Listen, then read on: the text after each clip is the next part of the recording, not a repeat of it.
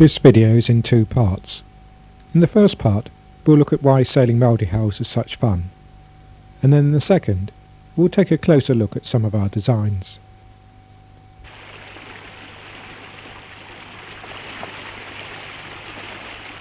The boats that give us the most fun per pound are the beach cats. They are the fastest of all sailing boats, yet as their name implies, they can be sailed anywhere, even off a beach and out through the surf. We have designed 3 of them, which all have stitch and glue ply and epoxy hulls. The 14-foot Pixie is not only a simple to build and sail boat, it's also a lot of fun.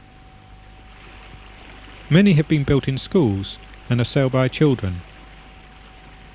It's a great winter's project and a good way to learn more about boat building and sailing catamarans. Our Quattro 16 and its smaller sister, the Quattro 14, are racing boats with trapezes and sophisticated deck layouts. The Quattro 16 has the same handicap as the Dart 18, but we find that its lightweight, rounded V hulls and small skegs make it faster to windward, particularly in a chop. The Quattro 16 has enormous stability, thanks to its twin trapezes, and this means it can have a bigger rig than its rivals. Our designs are lighter than fiberglass boats, which means that it's easier to carry the boat up the beach, and in the case of the Pixie, to car top. Because of their width, beach cats have to be easily demountable. The Pixie uses a simple slot-together system with no bolts or fastenings, while the Quattros use the more conventional beam bolts. Many people find that beach cats are unmanoeuvrable. Not so the Quattros, as the shallow skegs help speed tacking enormously. Another problem common to beach cats is nosediving and pitch poling. By keeping the rig well aft and by designing full bows, we have minimised these problems as well.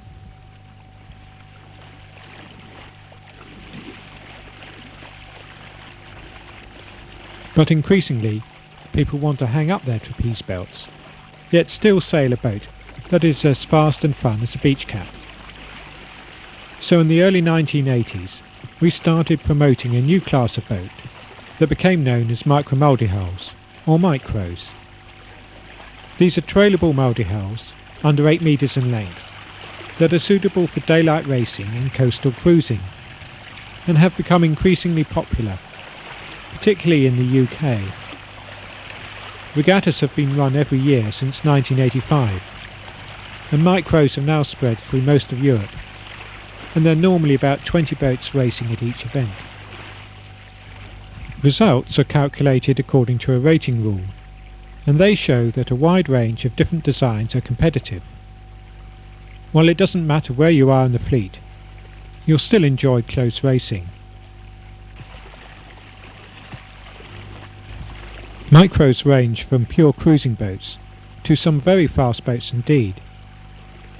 But even the racing micros have proven remarkably seaworthy. A strider broke the course record on one leg of the Three Peaks race, then sailed single-handed to Holland before finishing third in the 1985 World Championships. A Dragonfly won its class in the Round Britain race, while a Firebird successfully competed in the 1988 single-handed Transatlantic race, again winning its class. But you have to be very fit and experienced to do that sort of thing. Most people agree with us and say that micros are really only suitable for day sailing or short cruises. Most people who want to cruise further afield will want a larger boat, as obviously a lot of the time is spent just living on board and not actually sailing, thus making the accommodation layout particularly important. When we exhibit our catamarans at boat shows, many people come on board simply to see how much room there is. They're always amazed at both the space and privacy. 40 feet long and nearly 25 feet wide, this Nimbus has as much space as a house, and is designed as an extremely comfortable live-aboard ocean cruiser. The galley is as large as the kitchen in most apartments, with space for items like microwaves and deep freeze. In the hulls, the 4 separate double cabins offer complete privacy, with full sitting headroom over the bunks, large vanity units, and ensuite facilities. Because of its size, water and fuel tanks are large, and there's plenty of other storage space and low carrying capacity, so you can take all the comforts of home with you. And there's even room for a bath.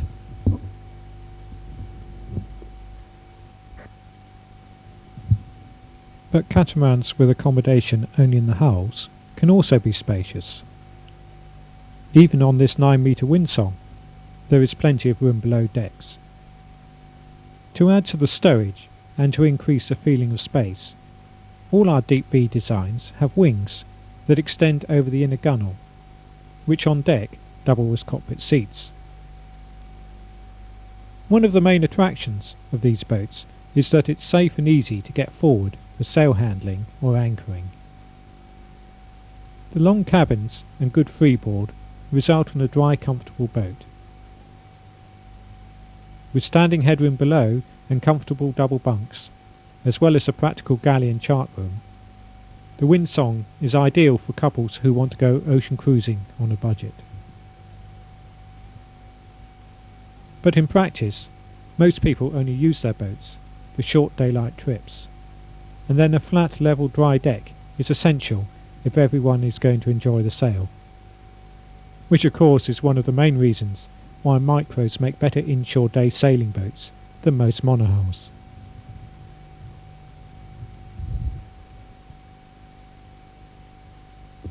Our micros have 2 single berths in each hull, but with a cockpit tent which takes only a couple of minutes to put up, even a 24-foot Strider Club has lots of undercover space on deck as well as in the hulls.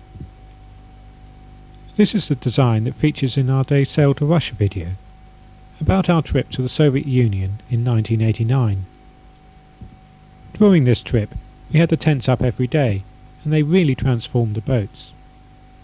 They kept us dry and sheltered from the wind, rain and prying eyes, and allowed us to eat, relax and sleep together.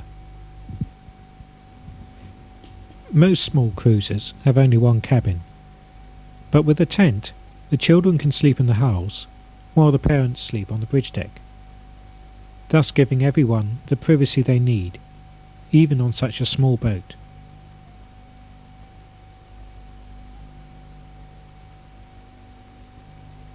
On all multihulls, but particularly small ones, it's important to keep weight down to a minimum. Thus on a micro, everything should have a dual purpose. The bunk top becomes a galley worktop, and can then be taken outside to become the saloon table. Even cruising long distances can be comfortable if you have a backpacker's attitude to living, while it makes sense to use lightweight plastic tent and caravan equipment whenever possible. It's more like a shepherd's bow, which doesn't need cooking on top, does it? Round.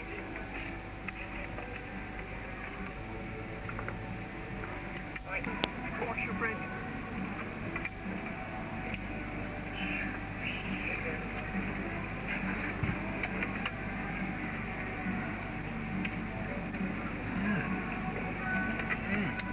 Manners. Delicious.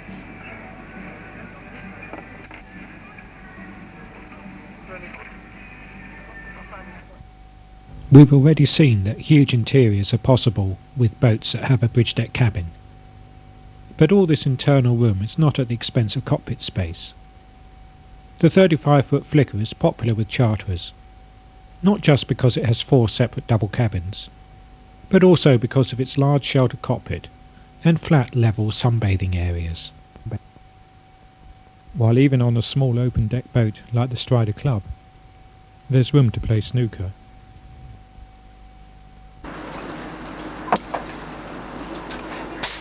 Hey, I did it! No, can't get any of them.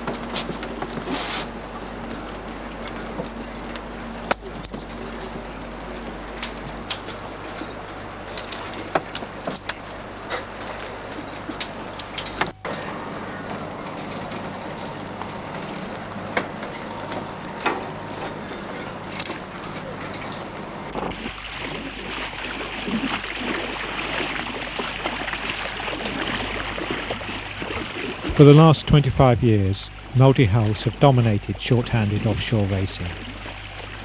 As we live in Plymouth, we're often able to see the large racing multi-hulls in action. These 60-foot trimarans are starting the 1992 single-handed Transatlantic race. There was 12 knots of wind at the start, yet the first boat sailed from the Plymouth Breakwater to the Eddystone in 30 minutes. That's an average speed of 20 knots. The French have become the experts at short-handed racing, and these boats now cross the Atlantic in under 10 days, single-handed. Of course, most multi-hulls are neither as fast nor as extreme as these boats, but that does not mean that a cruising multi-hull will not sail well. We often race our boats against a local monohull fleet, and so know that usually a 35-foot Banshee will be faster to windward than a good 38-foot monohull, and is always faster off-wind.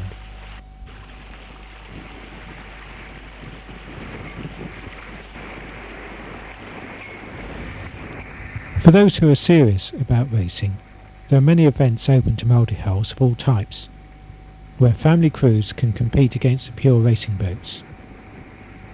The Banshee Dasher has completed 2 Round Britain races, but is seen here day racing in Plymouth Sound with the whole family on board.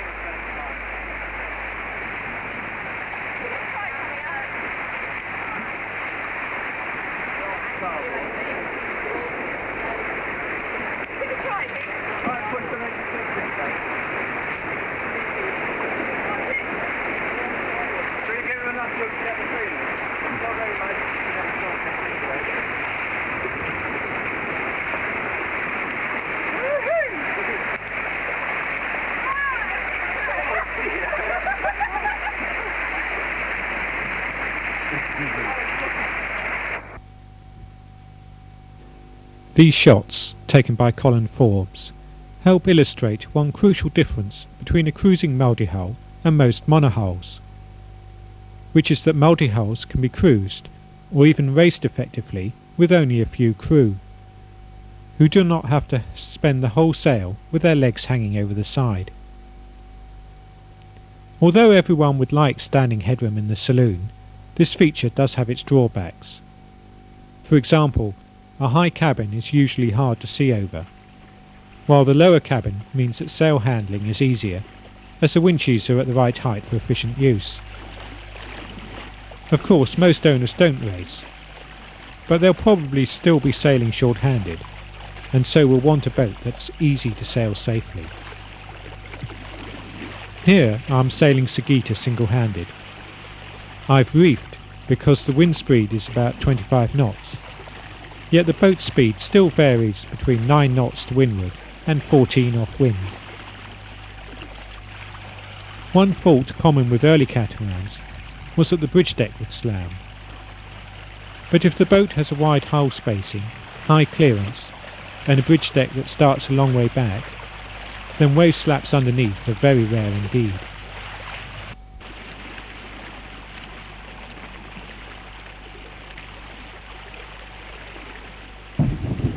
But speed should be put into perspective. Typically, a car goes about 10 times faster than a boat.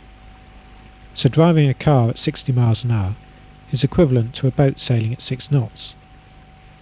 We all know how much quicker 100 miles an hour feels when compared to 60. In the same way, 10 knots feels a lot faster than 6. It's actually quite difficult to average high speeds on a multi-hull. In the same way, a Porsche can't usually average more than 70 miles an hour. The best we've done is 600 miles in 3 days during the Azores race on our Banshee, and 40 miles in 3 3/4 hours on Sagita. Micros can be faster. We've sailed the 60 miles from Cherbourg to Poole between breakfast and lunch on our Strider, despite being loaded with duty-free stores. If we average 8 knots, it usually means that we've regularly done 15 or 16. but 16 knots is fast in a cruising multihull. Anyone who says they've sailed at over 20 either has a log that overreads, or they surf down a very steep wave. Remember that 20 knots is like 200 miles an hour in a car. But when cruising offshore, these high speeds are academic. For living on board means being able to cook and sleep, never mind reading or writing, playing games and so on. Unless a catamaran is over 40 feet, the motion and noise will make these activities difficult or impossible at speeds much over 8 knots. Still, on a nice day, it's great fun to burn off all the opposition. There is no point in having a fast, roomy boat if it's uncomfortable or hairy to sail. The days of multi-hulls being hard to handle and unresponsive are long gone. As we've already seen on the Banshee Dasher, a good modern multi-hull should take little more than 10 seconds to tack, yet should be able to sail hands-off in most conditions. You've probably heard that you can put a cup of tea down on a catamaran when sailing to windward, but probably not believed it. Well, it's not a cup, but watch the bottle of wine on the floor. The camera moves outside and we find that we're leaving Falmouth in Sagitta and sailing to windward with one reef in the main and some jib rolled up. Notice this is all one camera shot. There's been no editing and thus no cheating. This film was taken on Sagitta's first sail and before it was completely finished. That's why there are no stanchions or seats and the dinghy's on the foredeck.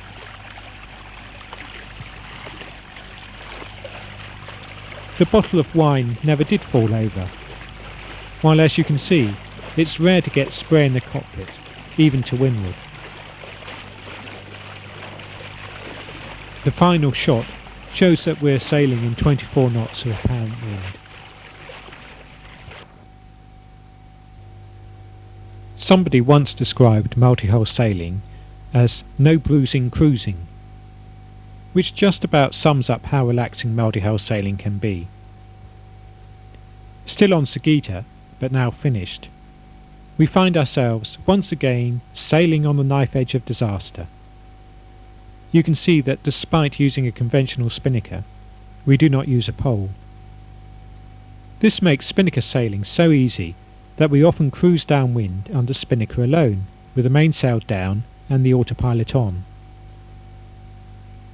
An autopilot can cope in nearly all conditions, because a catamaran will not broach, even with crew on the foredeck. While of course lowering the spinnaker holds no fears, as the foredeck is wide and flat. Notice the cockpit seats. We find that Sagitta is the most comfortable boat that we've ever sailed. Think about it. When was the last time you drove a car with wooden seats? Most people sail boats where for hours on end they have to brace themselves on a hard seat and be regularly drenched in water. A catamaran's level deck means one can always relax, while the cockpit cushions add the final refinement for real comfort. Cruising is more enjoyable for the whole crew, because there's usually all-round vision from the saloon. This means the crew can be on watch but sit below, staying warm and dry. While navigation is much safer if you can see where you're going from the chart table. As I'll explain in a minute, multi-hulls aren't often seen in marinas. These boats are an exception. Over 70 multi-hulls gathered in Holland to celebrate the 25th anniversary of the Dutch Multi-Hull Club. One reason why marinas are popular is because no one likes to roll at anchor. But unlike monohulls, multi-hulls don't roll. I can see why people find going ashore from a marina attractive, if the alternative is that you've got to get a dinghy out of a locker, then clear the cockpit to inflate it before rowing ashore. Even when racing Sagitta, we carry our rigid dinghy in davits. but the main reason multi-hulls don't visit marinas is because they have shallow draft and can dry out safely. Although drying out is not always intentional, as in this case when we ran aground on the Weiser in North Germany, as we were returning from our trip to Russia, there is a big psychological difference between being on a boat where running aground is a stranding, possibly leading to shipwreck, and a boat where one deliberately dries out for the night if at all possible. We also know that many people become frustrated when cruising, because their boats have deep keels, and so they cannot explore small creeks and harbours. Wherever you sail in the world, it's the shallow waters of the coastline that are the most interesting for cruising sailors. I hope you can now see why we enjoy sailing catamarans. In the second half of this video, we'll take a closer look at some of our designs. Most of the boats you will see were home built. Even our own Sagita was built in our back garden. Our 24-foot Strider was one of the first micros and has set the standard for newer designs. Over the years we have developed the boat, and now, apart from the original Strider, there is also a turbo version for serious racers. This is our Woods Express, which we campaigned in 1988. Striders have won the European Micro Multihull Championships, as well as the UK Championships several times. They're still winning races in the Formula 1 class for smaller micros. But of course most owners use them as fast trailable cruisers, and they are now sailing all over the world. For over 100 Striders have now been sold, and they can be built using ply or strip plank cedar hulls. More recently, for those not interested in racing, we developed the Strider Club, or Shadow as the wooden version is called. It's a detuned Strider with a trampoline replaced by a solid cockpit tray and low aspect ratio keels fitted instead of dagger boards. It's all powered by a small rig with very simple sail controls. Even so, it's still an enjoyable boat to sail. It's one of the few multi-hulls that is suitable for those new to sailing or who have young families that want to join in the fun. If you want to see more of this boat, then we suggest you buy the Day Sail to Russia video, which features the 3 Strider clubs that Stuart Fisher, Lillian and I sailed single-handed in convoy to the Soviet Union in 1989. This trip lasted 100 days, and we sailed over 3,000 miles. During the trip we experienced all kinds of weather, and sailed in a wide variety of conditions, ranging from the sands of the Dutch Waddenzee to the rocky islands of the Finnish archipelago, not to mention the canals and locks of Sweden and Germany. But some of the most exciting sailing we had was when sailing under spinnaker up the east coast of Sweden. As the wind increased, the boats went faster and faster. I had 17 knots on my log, despite having to let the boat steer itself while I filmed, as the autopilot had broken. Eventually I got far enough ahead of the others to have to stop so that they could catch up. Unlike a monohull, the wide beam of a catamaran means that the boat will not roll when hove to. Instead, it just bobs up and down. In bigger seas, we recommend lying to a parachute sea anchor. The 26-foot Elf is only available as a GRP production boat. Originally built in South Africa, it's now available in Europe as a Mark II version, complete with a central cuddy housing the galley and dinette areas. Otherwise it's similar in concept to Strider, but with standing headroom in the hulls and greater seaworthiness and load carrying capacity. Like Strider, the Elf is demountable, but even the open deck version is really too large to trail, so we prefer to call it transportable. About 20 Elves have been built. This one is based in Port Elizabeth, South Africa, and it's an open deck version. It's usually windy here, so sailing is always fast and exciting, smallest of our genuine offshore cruisers is the 30-foot deep V-hulled Windsong. We've already seen the inside of Alan Nixon's boat, and he's seen here leaving the pontoon in front of our house bound for the Caribbean. His was one of 3 Windsongs making ocean passages in 1993. Windsong can be built using plywood, as Alan did, or with solid glass hulls and ply decks. A centreboard is fitted in one hull to help combat leeway and to ensure positive tacking. Fitted under the saloon seat does not intrude into the accommodation and will kick up when running aground. Alan had wrecked his previous uninsured boat and was only able to salvage the rig, which he fitted to his new boat. For the Windsong design actually shows a 3/4 rig with fully battened mainsail, which we prefer to use on our racers and demountable boats, as it's more efficient at higher speeds. There is less forestay sag, and the small headsail reduces the loads on the boat. The drawbacks to a 3/4 rig are more chafe, a heavier mainsail to hoist, and a boom that cannot be fully let out. The choice of rig is very much a question of personal preference, and so we offer both fractional and masthead rigs on many of the boats. The deep V hulls are seaworthy and easy to build, and although the bow sections are deep, so they don't slam when sailing to windward, the canoe sterns lack buoyancy, and this means that the Windsong tends to pitch more than the transom stern boats like Sagitta, which, although the same length, have, as we've already seen, a very smooth motion. Moving on, but still the same length, the Woods 30 range was designed with the benefit of another 9 years design experience and a further 20,000 miles sailing catamarans. There are 4 different boats in the range. First there are the cruisers, Symphony, with standing headroom in its bridge deck cabin, and the open deck Scorpio. Then there's the performance cruiser Sagitta, and finally there's Javelin, which is an offshore racer ideal for events like the Three Peaks or Round Britain races.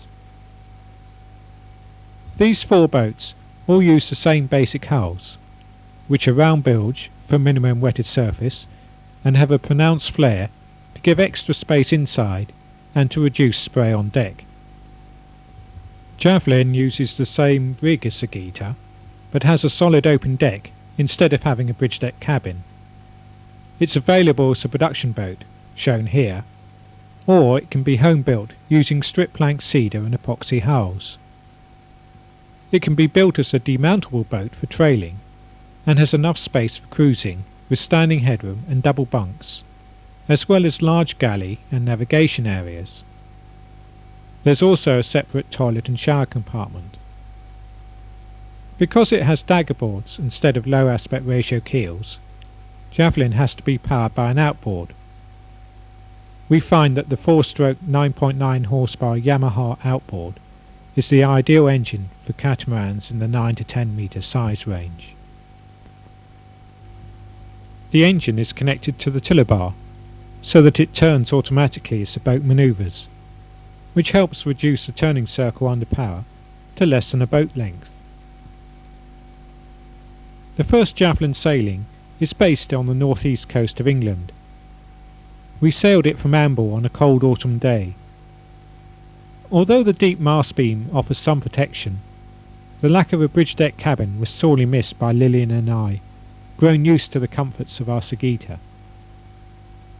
But having said that, the bridge deck cabin does add a lot of extra weight, and the Javelin is a much faster boat than Sagitta, so despite the cold we enjoyed the sail. The standard genoa on both Sagitta and Javelin is little larger than a working jib, which helps reduce the effort required when tacking. In light winds, a masthead drifter is set from a bowsprit, which dramatically increases the power to weight ratio, and although set flying on a roller furler gear, it still allows the boat to sail within 80 degrees between tacks, and can be used effectively up to about 15 knots of apparent wind. Both the Javelin and Sagitta were originally designed to have dagger boards rather than keels, but so far, out of all the Sagittas built, ours is the only one to have fitted boards. All the rest have fitted keels. The main advantage of the boards is that the boat sails faster, points higher and pitches less. In addition, the draft is reduced by 15 inches, which might not sound much, but does make it a lot easier when nosing up the beach for a barbecue, as we've just seen a Banshee do. The disadvantages of the boards are more expense and complication, and some internal space lost. The advantages of the keels are that they add buoyancy and thus load carrying capacity, and because of the increased draft, allow diesel engines to be fitted in the hulls. We have owned boats with keels, and also boats with dagger boards, and so based on our experience, would recommend boards for those who prefer racing, and keels for those who want to cruise. As with the choice in rigs, it's very much a case of personal preference.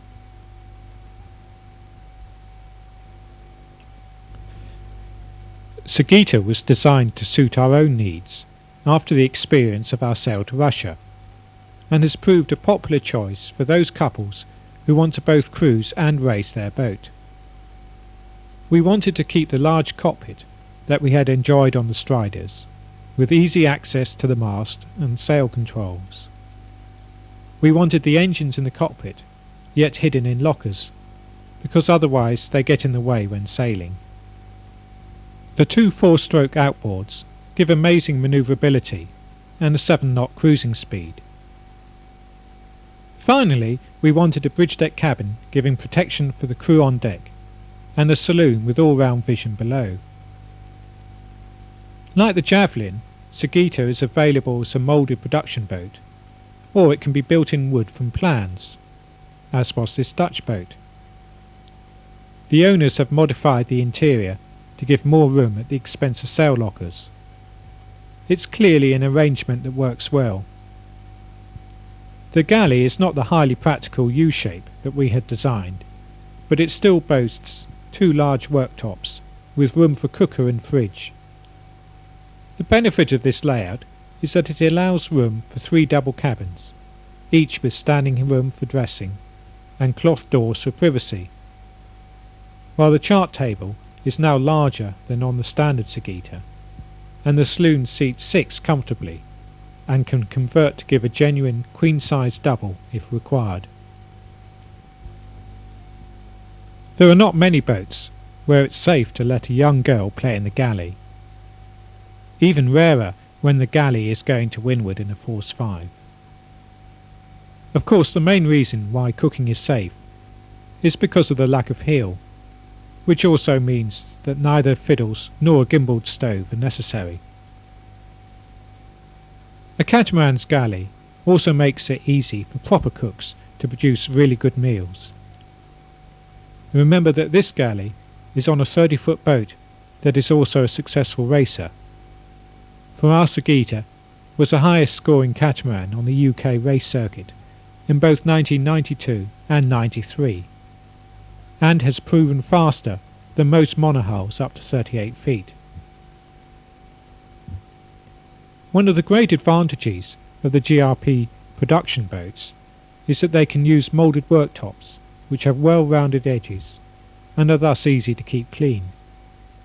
The U-shaped galley is ergonomic as all areas are easy to reach without having to move, and the cook feels secure as it's easy to brace oneself in a seaway. We used an interior designer to create our Sagitta's interior styling.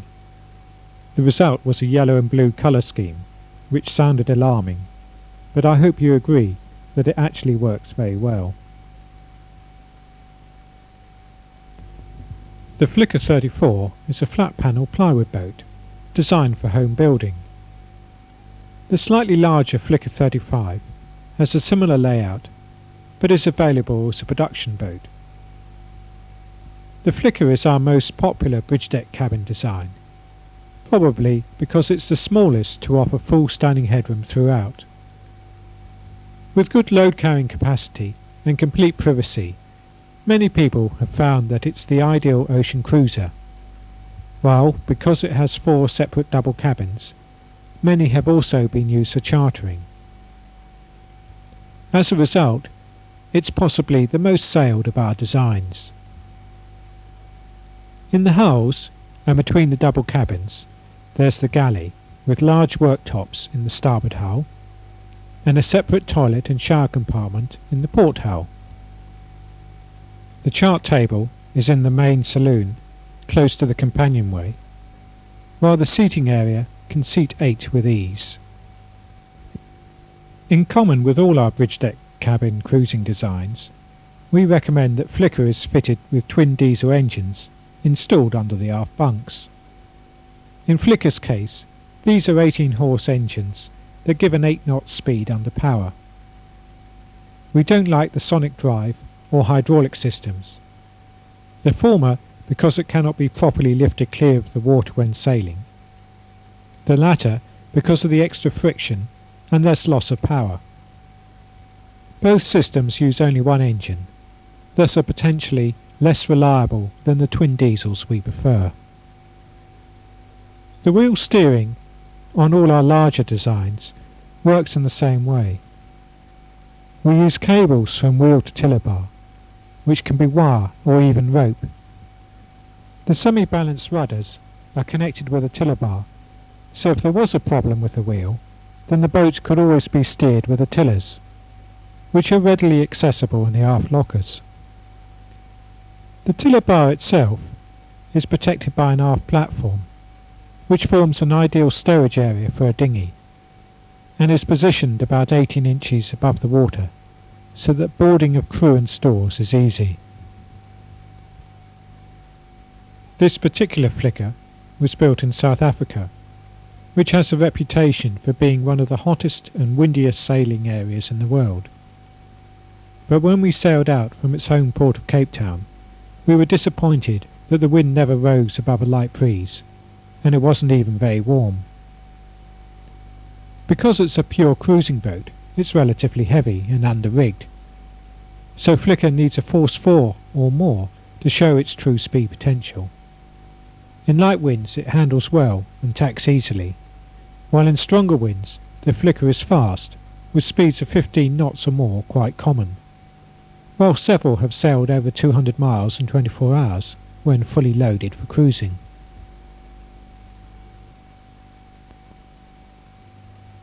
As I said earlier, the Flicker is also available as a production boat, at either 35 feet or at 37 feet, with the addition of longer transoms incorporating transom steps. Both have basically the same interior layout, degree of comfort, performance and safety. About 20 have been built since 1986, mainly for chartering in the Mediterranean, although a few were built for ocean sailing, but all have been well received by press and sailors alike. When tested by Yachting Monthly, Britain's premier cruising magazine, the reviewers reported, "The Flicker represents a thoroughly modern cruising catamaran. She is good looking, very seaworthy, happily powers upwind, and handles like a top-under engine. We felt that she meets all the requirements of a serious offshore cruising boat." However, for a number of very valid reasons, many people prefer an open-deck boat for ocean cruising. The 35-foot Mara is perfect for this role, as it has plenty of deck space and room below for 4 or more people and all their gear. It's available in 2 versions that have similar deck and interior layouts, but which use either round bilge or deep V hulls. And it can be built using strip cedar, foam sandwich or sheet ply. To make it possible to build away from the sea, either version can be built as a demountable boat that uses metal straps over the beams. Whenever we go on a Mara, we're always amazed at the amount of space there is and the amount of load that it can carry. This boat has a diesel engine, 2 bikes, dinghies, scuba gear, lots of spares, and a very comprehensive toolkit. Yet it still floated above its marks and took only 19 days to cross the Atlantic in late 1993, on the first leg of a cruise around the world. The round-bilged Mara is also available as a production boat. Mara Cetus was home finished from moulded GRP hulls and has twin Volvo 9-horse diesels which give an 8-knot cruising speed, and a cutter rig as the owners did not want roller reefing gear, which these days we actually prefer to use on all our boats, even the racing ones. That's because one of the secrets of sensible multihull sailing is knowing when to slow down. A roller reefing headsail gives precise control of speed, and obviously also means spending less time on the foredeck changing headsails. Anyway, back to the Mara. Although, as we've already seen, the wings add lots of space, they're well above the waterline, and so they don't get hit by waves, except in very severe weather. The forward steering position gives a good view of the rig, while the crew can stay in the shelter of the deep cockpit, where they can handle reefing and all sail controls. Several Maras have now made Atlantic crossings. One was sailed by Rob Ward, a very experienced monohull sailor, and during an Atlantic gale on his way home from the Caribbean, he wrote in his log, "I have no doubt that I'd rather be in a catamaran in a gale than in a similar sized monohull."